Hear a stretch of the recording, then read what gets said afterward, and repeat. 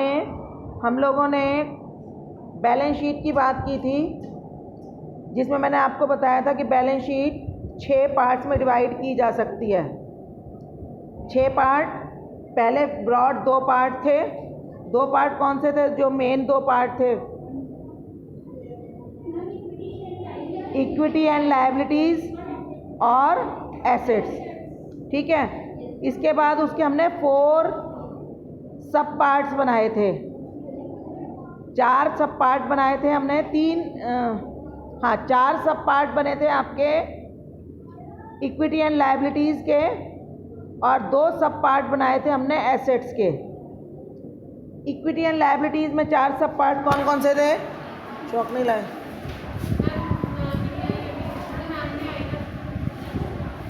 चौक है, कहाँ गई है अभी? हाँ जी, कौन कौन से थे सब पार्ट? पहला सब पार्ट मैंने शॉर्ट फॉर्म बताई थी उस दिन। क्या क्या सब पार्ट्स हैं? पहला SRM। SRM का क्या बताई थी full form? Share holder fund, reserves and surpluses and money received against share warrants. दूसरा सब पार्ट था शेयर एप्लीकेशन मनी, क्लास नहीं ओपन हो रही आज, शन money pending allotment.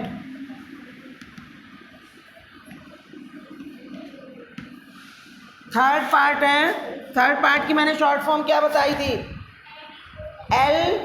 LDOL। L मतलब long term borrowings and advances. ऐसी बोरोइंग्स जिनको हमने बोरो करते समय हमारा ऑब्जेक्टिव है या हमारी जो एग्रीमेंट है to repay the loans after current period, यानी आप विद इन आफ्टर 12 मंथ्स, और उसमें से जो अमाउंट ड्यू होता जाएगा, पे करने के लिए ड्यू होता जाएगा, वो करंट लायबिलिटी में शिफ्ट होता जाएगा। इस चीज़ का ध्यान रखना।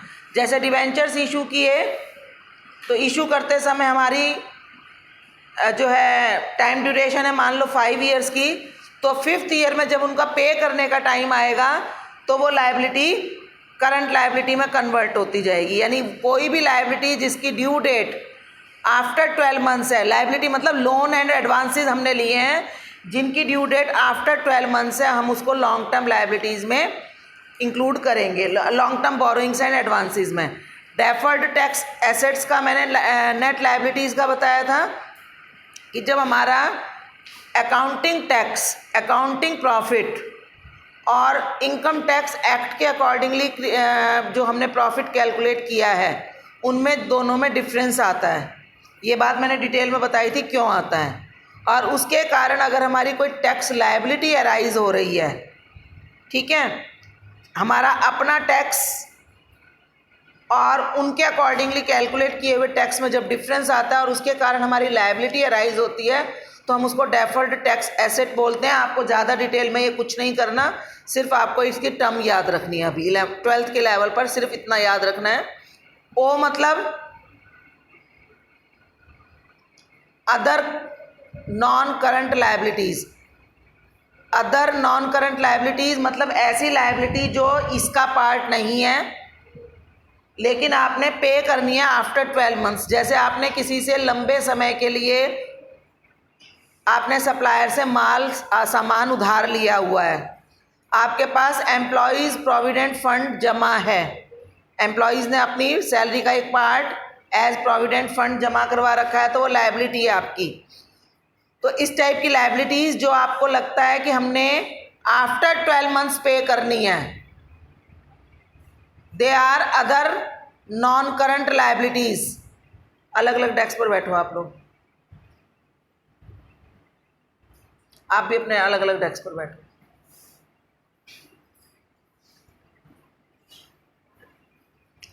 ठीक है, और एल मतलब यहाँ पर क्या है?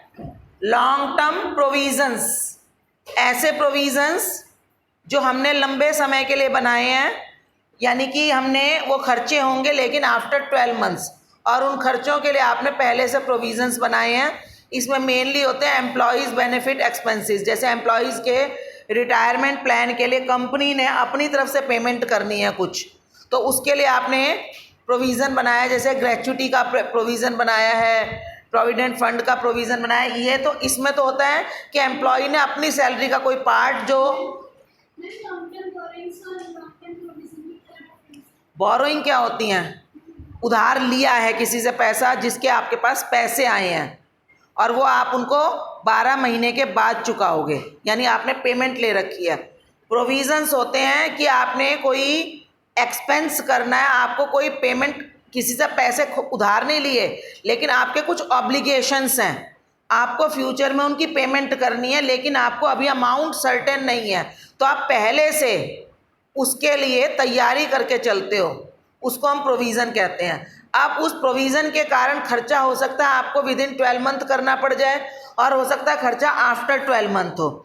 अगर आफ्टर 12 मंथ हो तो वो लॉन्ग टर्म प्रोविज़न, जैसे आपको मान लो ये उम्मीद है कि मैं 5 साल बाद मुझे किसी एक हायर कॉलेज में एडमिशन लेना है, 3 साल बाद मुझे हायर कॉलेज में एडमिशन लेना है कि मैं आफ्टर 12 मंथ तो मैं कॉलेज में एडमिशन लूँगी, और जब मेरा कॉलेज पूरा हो जाएगा 3 मंथ्स का तो मैं MBA में एडमिशन लूँगी।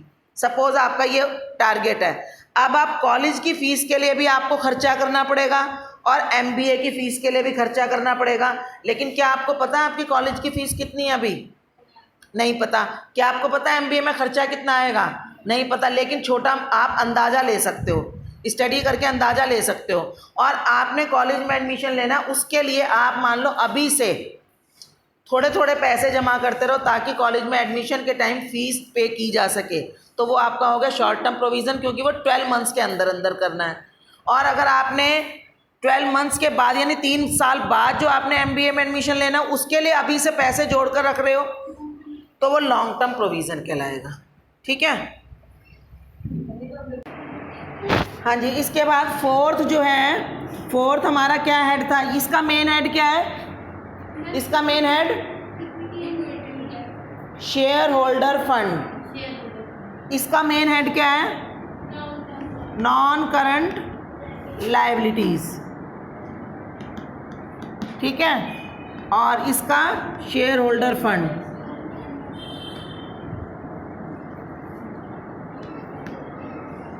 और इस ये अपने आप में मेन हेड है, इसका कोई सब हेड नहीं है। इसके बाद नेक्स्ट हेड कौन सा है? Current liabilities.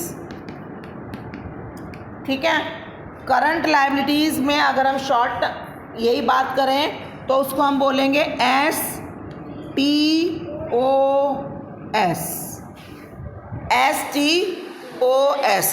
STOS का मतलब क्या है?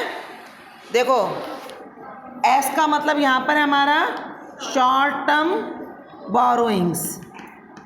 शॉर्ट टर्म बोरोइंग्स मतलब कि हमने जो लोन लिए हैं, किसी से पैसे उधार लिए हैं, बोरो किए हैं प्रॉपर, लेकिन वो हमने बोरोइंग की है फॉर लेस देन 12 मंथ। मतलब देखो, इसमें कुछ तो बोरोइंग इसमें से इधर शिफ्ट होंगी और कुछ बोरोइंग पहले से यहाँ पर है। दोनों में क्या अंतर है?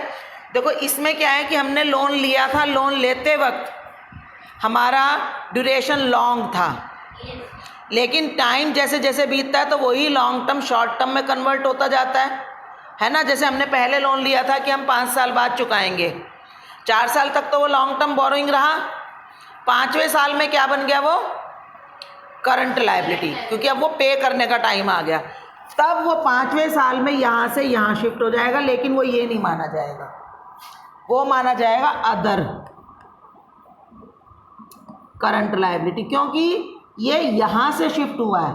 अदरवाइज ये लॉन्ग टर्म था, लेकिन due to passage, with the passage of time it converted into short term. ये शॉर्ट टर्म बोरोइंग्स क्या है फिर? ये ऐसी बोरोइंग्स जो हमने लोन लिया उसी वक्त शॉर्ट टर्म थी, यानी हमने किसी से लोन ही लेस देन 12 मंथ्स के लिए लिया था। स्टार्टिंग में ही हमने लोन अगर शॉर्ट टर्म के लिए लिया है, 6 महीने के लिए लोन लिया, जैसे सीज़न के टाइम पर वर्किंग कैपिटल रिक्वायरमेंट के लिए लोग शॉर्ट टर्म लोन ले लेते हैं 2 महीने का, ओवरड्राफ्ट हो जाता है, बैंक ओवरड्राफ्ट है, वो हमारी शॉर्ट टर्म बोरोइंग्स हैं। ठीक है, जो लोन लेते समय ही लेस देन 12 मंथ के लिए थी और इनका ऑब्जेक्टिव था कि हम 12 मंथ्स के अंदर अंदर इनको पे ऑफ कर देंगे। दूसरा टी, एस से तो हो गया ये शॉर्ट टर्म बोरोइंग। टी मतलब ट्रेड पेबल्स। ट्रेड पेबल्स में क्या आएगा, जिससे हमने सामान उधार लिया, जो हम क्रेडिटर्स बोलते हैं। क्रेडिटर्स और बिल्स पेबल, वो हमें ज़्यादातर जो हम सामान उधार लेते हैं उसकी पेमेंट क्या होती है, करंट लायबिलिटी की होती है। यानी कि आपको विद इन 12 मंथ्स या विद इन ऑपरेटिंग साइकिल उनको पे ऑफ करना ही होता है। ठीक है, तो नॉर्मली ट्रेड पेबल में हम लेते हैं creditors and bills payable which are payable within 12 months और within operating cycle whichever is higher. लेकिन कई बार अगर हमें सामान बहुत लंबे समय के लिए उधार मिल जाए, हालांकि उसके थोड़े चांसेस कम होते हैं, पर जो बड़ी बड़ी कंपनीज है, यहाँ पर सामान का मतलब है रॉ मटेरियल, जो हम जिसमें ट्रेड करते हैं, वो सामान ज़्यादातर तो हमें शॉर्ट टर्म के लिए मिलता है। लेकिन अगर वो लॉन्ग टर्म के लिए मिल गया हो हमें किसी से क्रेडिट पर फॉर मोर देन 12 मंथ्स, हमें क्रेडिट पर मिल गया कि पैसे 2-3 साल बाद देंगे, तो वो यहाँ नहीं आएगा, फिर वो इसमें जाएगा, इसमें ओ हमारा जो है ना बैलेंस शीट में समझ लो एक स्टोर रूम है, एक स्टोर हेड है। जो चीज़ इसमें ना है, इसमें ना है, इसमें ना है, वो इसमें आती है। पर ये ना हो कि आप सब चीज़ों को इसमें डाल दो। ठीक है ना, ये ओ का बड़ा सा, इसमें देखो बड़ी सी स्पेस बना दी ना, ये बड़ी सी स्पेस इसीलिए है कि इसमें आप वो चीज़ें स्टोर कर सको जो इनमें नहीं आई। सेम ओ इसके अंदर है, तो ये करंट लायबिलिटी का अपना स्टोर है। ट्रेड पेबल समझ में आ गई क्या हुए। अब बात आ गई ओ मैंने बता ही दिया आपको, other current liability. Other current liabilities में बहुत सारी चीज़ें आती हैं। ठीक है, पहला तो जो चीज़ इसमें आ गई वो तो इसी में आएगी, ये नहीं है उसको भी आप इसमें डाल दोगे। ठीक है, हर चीज़ स्टोर में नहीं रखी जाती, जो चीज़ जहाँ के लिए हो वो पहले वहीं रखी जाती है, और जिसके लिए कोई अपना स्पेशल अदर से प्लेस ना हो तो वो स्टोर में जाती है। तो जो चीज़ शॉर्ट टर्म बोरोइंग है वो तो यहीं आएंगी, ट्रेड पेबल यहीं आएंगे, लेकिन बाकी यहाँ से कोई चीज़ शिफ्ट हुई, यहाँ से कोई चीज़ शिफ्ट हुई तो वो यहाँ पर आ जाएगी। जैसे मैंने आपको उस दिन भी बताया था call in arrears. Call in arrears क्या होते हैं, नहीं sorry, call in advance. Advance में पैसे आएंगे, है ना। तो कॉल इन एडवांस आपकी तब तक लायबिलिटी है जब तक आपने पैसा ड्यू ना कर दिया हो। ड्यू करने का मतलब क्या होता है, हमने पैसा मंगवा लिया, शेयर होल्डर को भेज दिया लेटर कि आप हमें पैसे दे दो, तब तो चलो पैसे आए, फिर तो वो हमारी शेयर कैपिटल का पार्ट बन जाएगा। लेकिन अगर किसी शेयर होल्डर ने बिना मंगवाए हमें एडवांस में पैसे दे दिए हैं तो वो कॉल इन एडवांस होता है, और वो तब तक हमारी लायबिलिटी रहती है जब तक कि कंपनी ने उसको ड्यू ना कर दिया हो। समझ में आया। ड्यू का मतलब क्या होता है, due means it's time to pay. कई बार क्या होता है, हमें पता होता है हमें पे करना है कोई चीज़, लेकिन जैसे आपको पता था आपको सीबीएसई की फीस पे करनी है, लेकिन उसका ड्यू टाइम कब स्टार्ट हुआ, जब आपको आपके टीचर ने बोला कि आप इतने पैसे ले आओ, उस दिन आपकी फीस ड्यू हो गई। ठीक है, तो ऐसी कोई भी चीज़ अगर एडवांस में आ गई है विदाउट ड्यू टाइम आए तो वो हमारी अदर करंट लायबिलिटी होगी।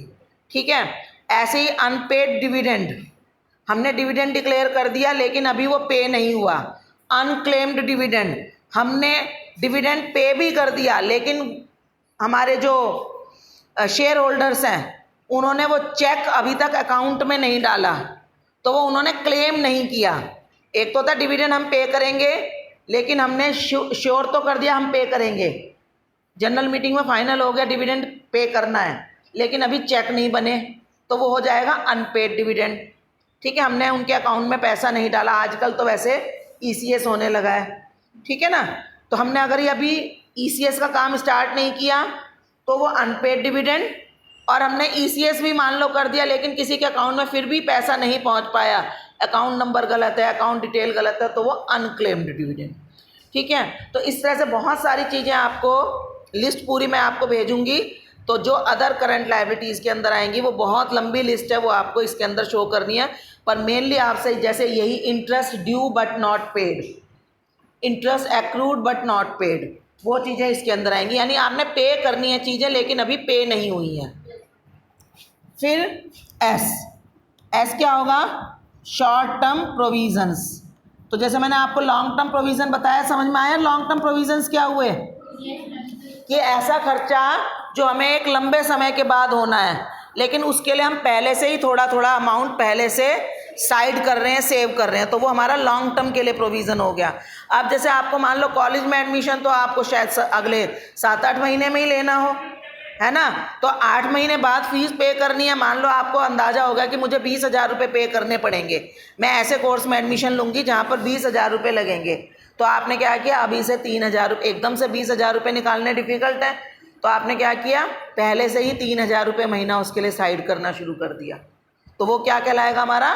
Short term provision. यानी ऐसा खर्चा जो हमें नियर फ्यूचर में करना है लेकिन जिसका अमाउंट श्योर ना हो, उसके लिए हम पहले से अगर कुछ बनाकर चलते हैं, सेविंग्स बनाकर चलते हैं, तो वो शॉर्ट टर्म प्रोविज़न कहलाता है।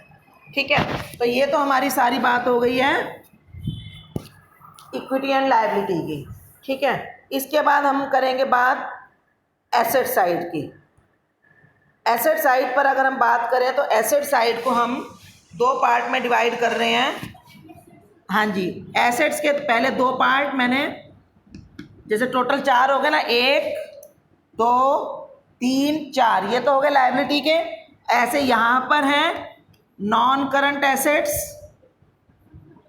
And current assets.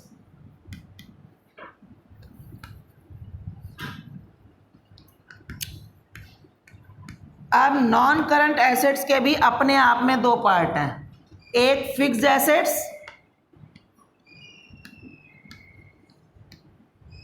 और इसके बाद फिर अपनी इसकी 3-4 वैरायटी अलग है।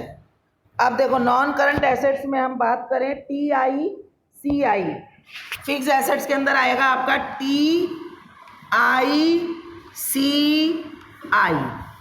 TICI क्या होगा? टी से टेंजिबल एसेट्स, ये तो बड़ा आसान है। टेंजिबल एसेट्स का तो बड़े आसानी से आप बता सकते हो क्या है, क्या कौन सी एसेट्स होंगी? जिसको टच किया जा सके, छुआ जा सके और जो हमारे पास लॉन्ग टर्म के लिए हो। ठीक है। अगर कोई एसेट हमारी, जैसे 10 साल के लिए हमने मशीन खरीदी, 10वां साल आ गया तो वो हमारी नॉन करंट एसेट्स की बजाय करंट एसेट्स में शिफ्ट हो जाएगी, ये ध्यान रखना। ठीक है। इसमें सारी प्लांट एंड मशीनरी वगैरह ये तो आप आसानी से कर सकते हो। दूसरी हमारी है इंटेंजिबल एसेट्स। आई मतलब इंटेंजिबल एसेट्स। इंटेंजिबल एसेट्स मतलब जिनको हम छू ना सकें लेकिन हम उनका बेनिफिट उठाते हैं। ठीक है। जो हमारे लिए प्रॉफिटेबल हैं, जो हमारे बिजनेस में रेवेन्यू अर्न करने में हेल्प कर रही हैं, उनको हम क्या बोलेंगे? Intangible assets. ठीक है। कुछ एसेट्स ऐसी होती हैं जो हमने केवल अकाउंटिंग पर्पस के लिए रखी हैं लेकिन बिजनेस को कोई बेनिफिट, प्रॉफिट नहीं दे रही। जैसे गुडविल, हमने ऐसी गुडविल नहीं, सॉरी, एडवर्टाइजमेंट, सस्पेंस अकाउंट, जैसे आपने, है ना, डेफर्ड रेवेन्यू एक्सपेंडिचर, कुछ खर्चे होते हैं जिनको हम केवल अकाउंटिंग पर्पस के लिए बैलेंस शीट में एज एसेट्स शो करते हैं बट उनका कोई बेनिफिट नहीं होता, तो वो यहाँ नहीं आएंगी। यहाँ पर इंटेंजिबल में आपके आ गई एक तो गुडविल, कॉपीराइट, पेटेंट, ठीक है, लाइसेंस आपने ले रखा है किसी चीज़ का, वो, ठीक है, उस टाइप की चीज़ें आपकी इंटेंजिबल एसेट्स हो गई। और या जैसे आपने कोई कंप्यूटर सॉफ्टवेयर डेवलप करवा रखा है, कोई विंडो, आजकल जैसे विंडो खरीद रहे हैं हम, कोई सॉफ्टवेयर का लाइसेंस खरीदा है, वो चीज़ें इसके अंदर आ गई। इसके बाद तीसरी जो है, सी का मतलब है capital work in progress. Capital work in progress. I का मतलब कैपिटल वर्क इन प्रोग्रेस। अब ये क्या होता होगा? ये एक तरह से, कोई बता सकता है क्या होता होगा नाम से? ये इसी का पार्ट है, टेंजिबल एसेट्स का। लेकिन इनमें दोनों में अंतर क्या है? टेंजिबल एसेट्स क्या है कि हमारी बनकर तैयार हो चुकी हैं, हम उनको यूज़ कर रहे हैं, ठीक है, उनसे हमारी रेवेन्यू जनरेट होनी स्टार्ट हो चुकी है। ये अभी हमारी डेवलपिंग स्टेज में चल रही है। कोई चीज़ जैसे मान लो हमने बिल्डिंग बनानी शुरू की, ठीक है, अभी जब आपने बिल्डिंग एक दिन में बनकर तैयार नहीं होती, आपने रेडीमेड खरीदी हो तो एक अलग चीज़ है, या आपने कोई मशीनरी का ऑर्डर दे रखा है, ठीक है। तो इस टाइप की कोई ऐसी चीज़ टेंजिबल एसेट जो आपकी डेवलपमेंट स्टेज में चल रही है, यानी स्टार्ट हो चुकी है, उसमें आप खर्चा करना शुरू कर चुके हो, but it is not ready to use till now.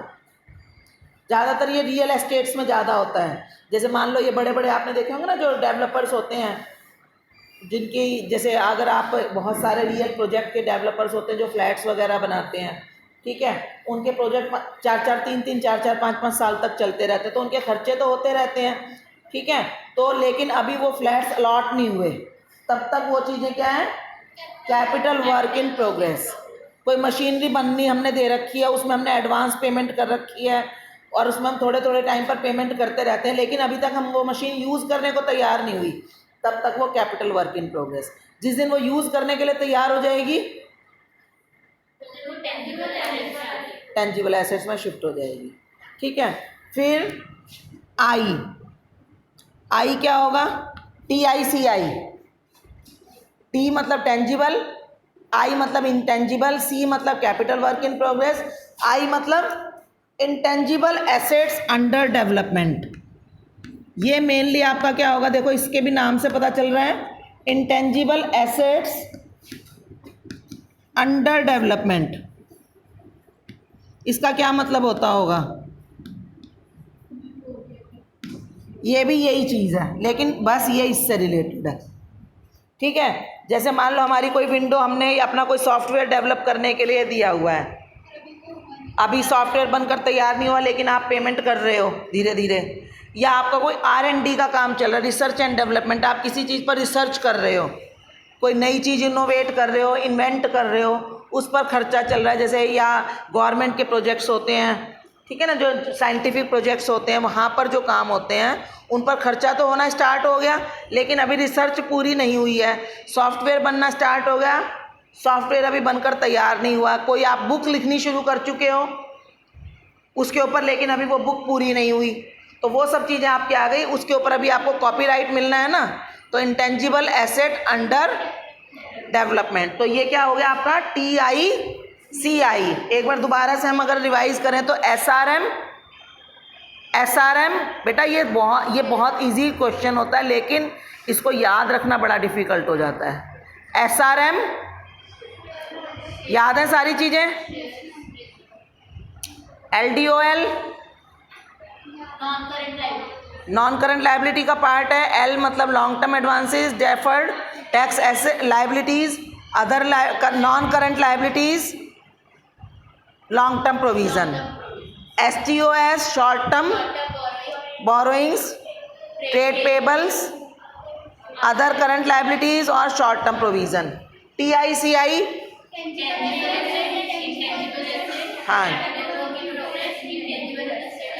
हाँ जी।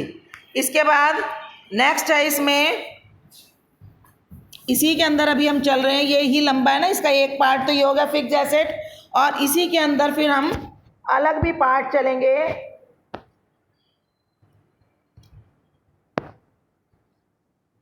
Non current investment. ये इसी के देखो, ये एक पार्ट, अब इसका दूसरा होगा नॉन करंट इन्वेस्टमेंट्स।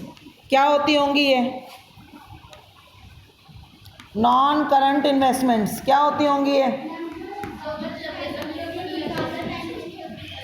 जो हमने पैसा किसी दूसरी कंपनी में इन्वेस्ट किया है फॉर मोर देन 12 मंथ्स, ठीक है। इसकी अगर हम शॉर्ट फॉर्म की बात करें तो NDLO, ये थी LDOL, ये हो गई NDLO।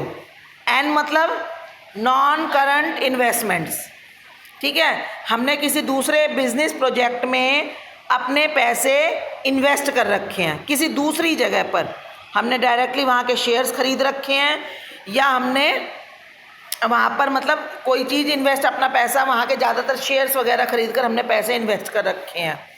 दूसरा हमारा D का मतलब यहाँ पर भी क्या होगा, जो वहाँ था यहाँ था हमारा डेफर्ड टैक्स लायबिलिटी और यहाँ पर ये हो जाएगा डेफर्ड टैक्स एसेट्स। ये ध्यान रखना कि हमारी बैलेंस शीट में ये दोनों में से कोई एक चीज़ होती है, दोनों नहीं होती, ठीक है। या तो ये होगी या ये होगी, ठीक है। वो टाइम के अनुसार जैसे जैसे ये ख़त्म होती जाती है तो ये बनना शुरू कर देती है, ये ख़त्म हो जाती है तो ये बनना शुरू कर देती है, क्योंकि हमेशा हमारे अकाउंटिंग प्रॉफिट में और इनकम टैक्स के प्रॉफिट में डिफरेंस होता है। डी से मतलब deferred tax assets net, net का मतलब यही होता है कि आइदर दिस और दैट। इसके बाद हमारा क्या है, एल का मतलब, एल का मतलब क्या होगा, लॉन्ग टर्म एडवांसेस। अब ये क्या होते होंगे, देखो ये तो हमारी हो गई बोरो, हमने पैसे ले रखे हैं। ये क्या होता होगा, हमने पैसे दे रखे हैं किसी को एज लोन। भाई अगर आप किसी से लोन ले रहे हो तो कोई दे भी तो रहा होगा ना, तो लेने वाला तो अपनी इसमें लिखेगा, देने वाला यहाँ लिखेगा। अब इसमें और इसमें क्या अंतर है, नॉन करंट इन्वेस्टमेंट और लॉन्ग टर्म एडवांसेस में क्या अंतर है। इन्वेस्ट कर रहे हैं मतलब हम किसी में as share, as an investor अपनी मर्जी से पैसा दे रहे हैं। इसके ऊपर हमें डिविडेंड मिलने के चांसेस हैं, प्रॉफिट्स मिलने के चांसेस हैं। यहाँ पर हमें इंटरेस्ट मिलेगा, ठीक है। यहाँ पर हमें क्या मिलेगा, इंटरेस्ट मिलेगा। हमने किसी को एक फिक्स टाइम के लिए पैसा एडवांस दे रखा है। अब वो एडवांस अगर मोर देन 12 मंथ्स का हो तो यहाँ पर आएगा, और जैसे ही ये शॉर्ट टर्म में चला गया, यानी जब इसका टाइम पीरियड आ गया कि अब ये विदिन 12 मंथ हमें मिल जाएगा पैसा वापस, तो ये नीचे करंट एसेट्स में आ जाएगा, जो अभी मैं करवाऊंगी, ठीक है। किसी की भी जगह अपनी फिक्स नहीं है, वो शिफ्ट हो सकती है depending upon the time duration. हो गया।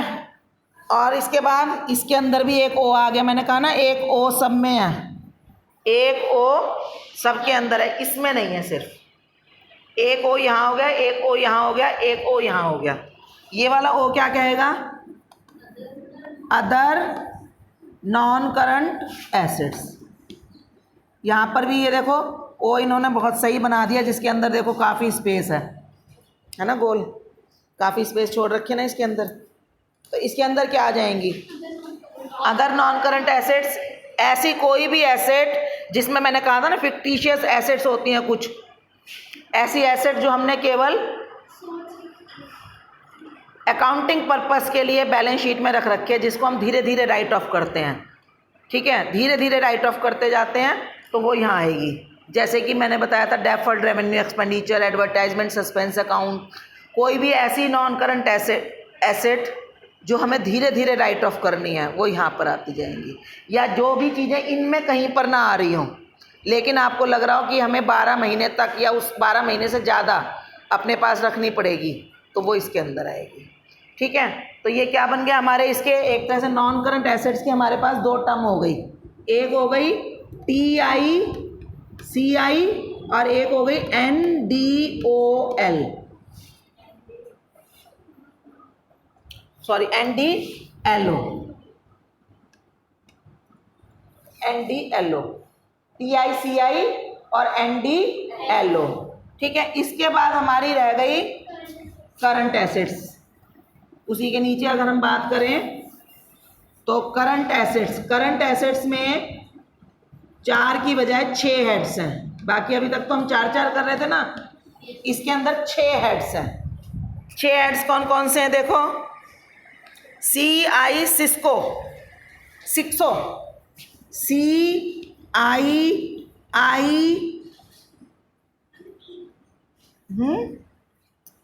CIT, sorry सिट्सको,